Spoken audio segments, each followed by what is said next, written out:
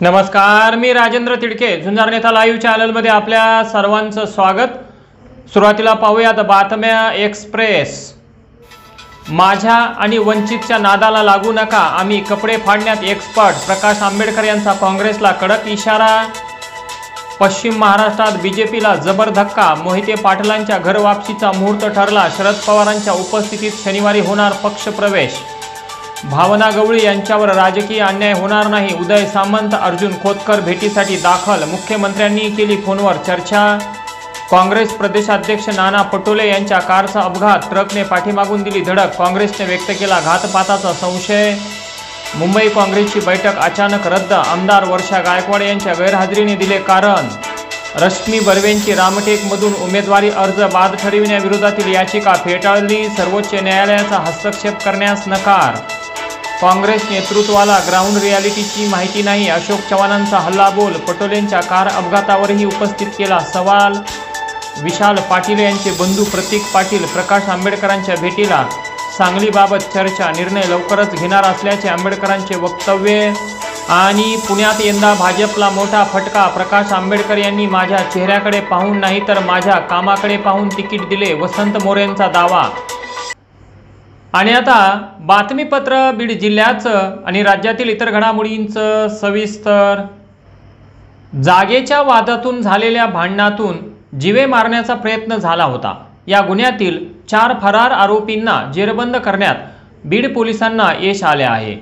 ईश्वर विठ्ठल पवार वय 41 वर्षे राहणार शास्त्रीनगर पेठ बीड यांनी फिर्याद दिली की दिनांक 14 मार्च 2024 रोजी 7:30 वाजण्याच्या सुमारास आमचे जागेमधील नागेश रुस्तुम पवार यांनी मारलेले पत्राचे शेड काढत असताना ती जागा आमची आहे असे म्हणून यातील आरोपी नागेश रुस्तुम पवार, सतीश रुस्तुम पवार, गंगाधर रुस्तुम पवार, रोहन नागेश पवार, अंकुश लष्करे, भोला पंडित पवार, बाबासाहेब पंडित पवार, सागर गोरख पवार यांनी जागेच्या कारणावरून शिवीगाळ करत गैरकायद्याची मंडळी जमवून तलवारीने व लोखंडी पाईपने मारहाण करून जीवे मारण्याचा प्रयत्न केला। यातील गुन्हा दाखल असलेले वरील आरोपी फरार होते। या आरोपींना पकडण्याचे पोलीस अधीक्षक नंदकुमार ठाकूर यांनी आदेश दिले होते। या आदेशावरून तपास करताना सदरले आरोपी हे वासनवाडी शिवारात असल्याची माहिती मिळताच मोठ्या शिताफीने पाठलाग करून आरोपी अंकुश लष्करे, भोला पंडित पवार, बाबासाहेब पंडित पवार, सागर गोरख पवार यांना अटक केली।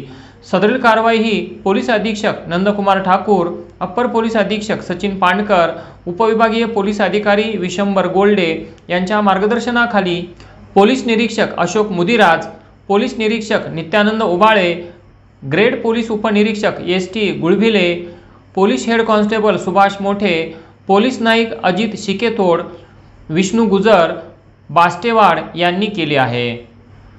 केज तालुक्यातील माळेवाडी येथील 26 वर्षीय शेतकरी सागर बाळासाहेब चंदनशिव यांचा विहिरीत पडून दुर्दैवी मृत्यू झाला।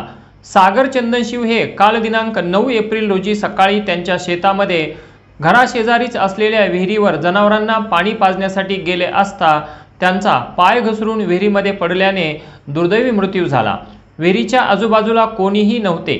त्यांची जनावरे त्यांच्या घरी परत गेल्यानंतर जनावरे दिसू लागली, परंतु सागर दिसत नसल्याने त्यांच्या कुटुंबियांनी शोधाशोध केली असता त्यांच्या लक्षात आले की जनावरांना पाणी पाजण्यासाठी सागर हा विहिरीकडे गेला होता। त्यामुळे कुटुंबियांनी विहिरीकडे धाव घेतली असता त्यांना विहिरीमध्ये सागर चंदनशिव हे मृत अवस्थेत आढळून आले। त्यानंतर दूरक्षेत्र नांदूरघाट पोलीस चौकीचे बीट अंमलदार उमेश आगाव व पोलीस नाईक बाळराजे सोनवणे यांना दूरध्वनीवरून गावकऱ्यांनी सदरील घटनेची माहिती दिली। ऐन पाडव्याच्या दिवशीच ही दुर्दैवी घटना घडल्याने माळेवाडी गावावर शोककळा पसरली होती। बीड लोकसभेच्या महायुतीच्या अधिकृत उमेदवार पंकजाताई मुंडे याच बीड जिल्ह्याचे सक्षम नेतृत्व करू शकतात।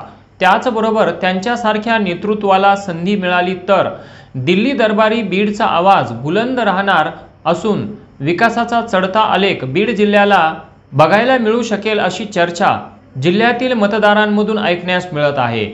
पंकजाताई या महाराष्ट्र सरकारमध्ये ग्रामविकास मंत्री असताना त्यांनी केलेली विविध विकास कामे, खास करून जलयुक्त शिवार या योजनेमध्ये त्यांचे असलेले योगदान हे शेतकऱ्यांसाठी वरदान ठरले आहे। त्याचबरोबर त्यांनी राबवलेली पीक विम्याची योजनाही देखील देशाची रोल मॉडेल योजना ठरली होती। त्यांनी राबवलेल्या पीक विमा योजनेची चर्चा दिल्लीपर्यंत पोहोचली होती। ग्रामीण भागाचा विकास करत असताना आपण केवळ राजकीय नेतृत्व करणाऱ्यांपैकीच नाही आहोत, तर कल्पक अशी विकास दृष्टी सोबत घेऊन जाणारे नेतृत्व असल्याचे त्यांनी सिद्ध केले आहे। त्यामुळे पंकजाताई ह्याच बीडच्या खासदार होऊन केंद्र सरकारमध्ये मंत्री व्हाव्यात आणि शेतकऱ्यांसह सर्वसामान्यांना त्यांची विकासाची दृष्टी पाहावयास मिळावी अशी चर्चा ग्रामीण भागातील मतदारांमध्ये ऐकण्यास मिळत आहे। विद्युत तारांची स्पार्किंग होऊन लागलेल्या आगीत खळ्यातील तूर व ज्वारीचे कणस जळाल्याची घटना शिरपूर तालुका पालम जिल्हा परभणी येथे दिनांक 8 एप्रिल रोजी सकाळी घडली। शिरपूर येथील महानंदा गजानन दुधाटे यांच्या शेतातून विजेचे खांब गेलेले आहेत। सदर खांबावरील विद्युत तारा लोंबकळलेल्या आहेत। सोमवारी सकाळी या तारांचा एकमेकांना स्पर्श होऊन स्पार्किंग झाली। त्यामुळे निर्माण झालेल्या आगीच्या ठिणग्या दुधाटे यांच्या ज्वारी व तुरीच्या खळ्यावर गेल्याने आग लागली। अल्पावधीतच आगीने रौद्र रूप धारण केले। सदर आग विझवण्यासाठी भागवत लांडे, बालाजी दुधाटे, लिंबाजी लांडे, संतोष लांडे, दिगंबर लांडे, दशरथ लांडे, दीपक दुधाटे, मोतीराम लांडे, वेदांत दुधाटे यांनी शर्थीचे प्रयत्न केले, तरी देखील खळ्यातील ज्वारीची कणसे, बडवलेली तूर आणि जवस आदी पिके जळून खाक झाली। त्यात जवळपास 70,000 रुपयांचे नुकसान झाले आहे। त्याची नुकसान भरपाई द्यावी अशी मागणी महानंदा दुधाटे यांनी केली आहे। झुंजार नेता लाईव्हसाठी सुरेश नाईकवाडे, परभणी। बीड लोकसभा मतदारसंघातील वंचित बहुजन आघाडीचे अधिकृत उमेदवार अशोकराव हिंगे पाटील यांनी गुढीपाडव्याचा मुहूर्त साधून संपर्क अभियानाला सुरुवात केली आहे। या दरम्यान पाटील यांनी दैनिक झुंजार नेता कार्यालयाला सदिच्छा भेट दिली। यावेळी दैनिक झुंजार नेताचे मुख्य संपादक अजित वरपे यांनी त्यांचे पुष्पगुच्छ देऊन स्वागत केले। त्यानंतर त्यांनी नारायणगडावर जाऊन दर्शन घेतले। गडाचे महंत हबप श्री शिवाजी महाराज यांचे आशीर्वाद देखील घेतले। तसेच शहंशावली दर्ग्यावर चादर अर्पण करत अभिवादन केले आणि लोकनेते विनायक मेटे यांच्या समाधीस्थळाचे दर्शन घेऊन अभिवादन केले। दिनांक 21 एप्रिल 2024 रोजी युवा नेते सुजात आंबेडकर यांच्या उपस्थितीमध्ये ते शक्ती प्रदर्शन करत आपला उमेदवारी अर्ज भरणार आहेत।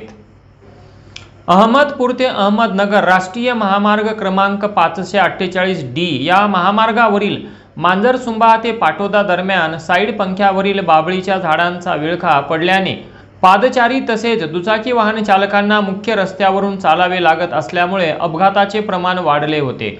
या प्रकरणी संबंधित HCPL कंत्राटदार यांना वारंवार कळवून देखील कोणतीही सुधारणा न झाल्याने अखेर 10 दिवसांपूर्वी सामाजिक कार्यकर्ते डॉक्टर गणेश ढवळे, लिंबा गणेशकर यांच्यासह लिंबा गणेश येथील ग्रामस्थांनी गांधीगिरी आंदोलन करत ग्रामस्थांनीच बाभळीच्या झाडाझुडपांची छाटणी केली होती।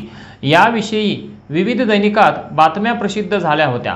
त्यानंतर HCPL कंपनीला जाग आली असून JCBच्या साहाय्याने बाभळीची झाडे झुडपे मुळापासून उपटून साईड पंख्याच्या बाजूला करण्यात येत आहेत। आणि याचबरोबर आजचं बातमीपत्र संपलं। उद्या पुन्हा भेटू काही नव्या आणि ताज्या घडामोडींसह। तोपर्यंत पाहत राहा झुंजार नेता लाईव्ह चॅनल। लाईक करा, सबस्क्राईब करा आणि खाली दिलेल्या बेल आयकॉनला प्रेस करा। तोपर्यंत नमस्कार।